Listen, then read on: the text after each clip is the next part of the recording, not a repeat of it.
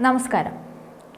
പ്രവാസികൾ ഏറെ കാലമായി അനുഭവിക്കുന്ന വലിയൊരു ദുരിതം അല്ലെങ്കിൽ വലിയൊരു അന്യായം, അതിനൊരു മാറ്റം വരാൻ പോവുകയാണ്.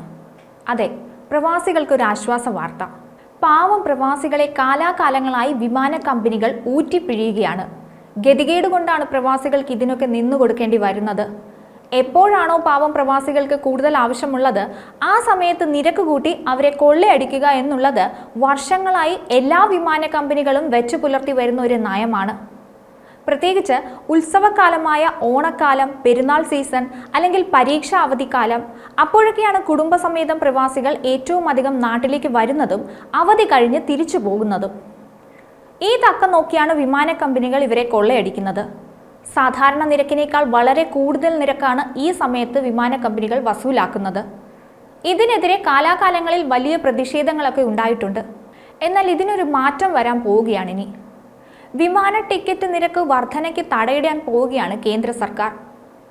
വിമാന ടിക്കറ്റ് നിരക്കിൽ വരുത്തുന്ന മാറ്റം 24 മണിക്കൂറിനുള്ളിൽ DGCA അറിയിച്ചാൽ മതിയെന്ന നിലവിലെ വ്യവസ്ഥ എടുത്തു കളയുകയാണെന്ന് അറിയിച്ചിരിക്കുകയാണ് വ്യോമയാന മന്ത്രി റാം മോഹൻ നായിഡു. രാജ്യസഭയിൽ വ്യോമയാന ബില്ലിൽ നടന്ന ചർച്ചയിലാണ് മന്ത്രി നിലപാട് വ്യക്തമാക്കിയത്. തോന്നും പോലെ ഇനി നിരക്ക് വർദ്ധിപ്പിക്കാൻ കഴിയില്ലെന്നും മന്ത്രി അറിയിച്ചിട്ടുണ്ട്.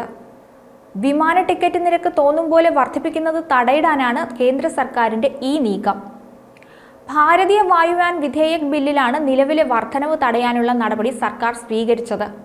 2010 DGCA സർക്കുലർ പ്രകാരം 1 മാസം മുമ്പ് വിമാന കമ്പനികൾ ടിക്കറ്റ് നിരക്ക് DGCA അറിയിക്കണം. ഇതേ സർക്കുലറിൽ തന്നെയുള്ള വ്യവസ്ഥ പ്രകാരം DGCAക്ക് നൽകിയ നിരക്കിൽ വിമാന കമ്പനികൾ വരുത്തുന്ന വ്യത്യാസം 24 മണിക്കൂറിനുള്ളിൽ അറിയിച്ചാൽ മതിയാകും. എന്നാൽ ഈ വ്യവസ്ഥയാണ് നിലവിൽ നീക്കം ചെയ്തത്. അനിയന്ത്രിതമായ വിമാന ടിക്കറ്റ് നിരക്ക് വർധനവ് തടയാനാകുമെന്നാണ് വ്യോമയാന മന്ത്രാലയത്തിന്റെ കണക്കുകൂട്ടൽ. നിലവിലെ വ്യവസ്ഥ നീക്കം ചെയ്യുന്നതോടെ 1 മാസം മുൻപ് നൽകിയ നിരക്കിൽ വിമാന കമ്പനികൾക്ക് മാറ്റം കൊണ്ടുവരാൻ കഴിയില്ലെന്നാണ് കരുതുന്നത്. സാധാരണഗതിയിൽ ഡിമാൻഡ് കൂടുമ്പോൾ വിമാന കമ്പനികൾ നിരക്ക് കുറയ്ക്കേണ്ടതാണ്. കാരണം ആ സമയത്ത് ഫുൾ ബുക്കിംഗ് കിട്ടും. അപ്പോൾ ടിക്കറ്റ് നിരക്ക് കുറച്ച് വിമാന കമ്പനികൾക്ക് സർവീസ് ഓപ്പറേറ്റ് ചെയ്യാവുന്നതാണ്. അതുപോലെ തന്നെ ഡിമാൻഡ് കൂടുമ്പോൾ മത്സരവും വരും. അങ്ങനെ മത്സരിച്ച് നിരക്ക് കുറയ്ക്കാവുന്നതാണ്. പക്ഷേ ഗൾഫ് മേഖലയിലെ വിമാന കമ്പനികൾ പ്രവാസികളോട് മത്സരിച്ച് നിരക്ക് കൂട്ടുക എന്ന നയമാണ് കാലാകാലങ്ങളായി പിന്തുടർന്നു വരുന്നത്.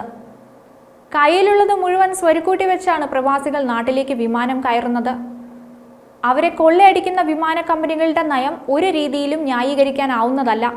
വിമാന കമ്പനികളുടെ ഈ നിരക്ക് കൂട്ടൽ കാരണം നിരവധി പ്രവാസികൾക്ക് ഉത്സവ സീസണിൽ നാട്ടിലെത്താൻ സാധിച്ചിരുന്നില്ല.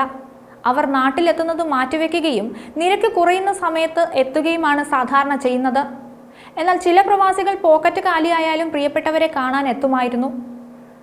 എന്തായാലും പ്രവാസികൾക്ക് ഇതൊരു ആശ്വാസമാകും. മറ്റൊരു വീഡിയോയുമായി വീണ്ടും കാണാം. ന്യൂസ് ഡെസ്ക് ഈ നാട് മലയാളം.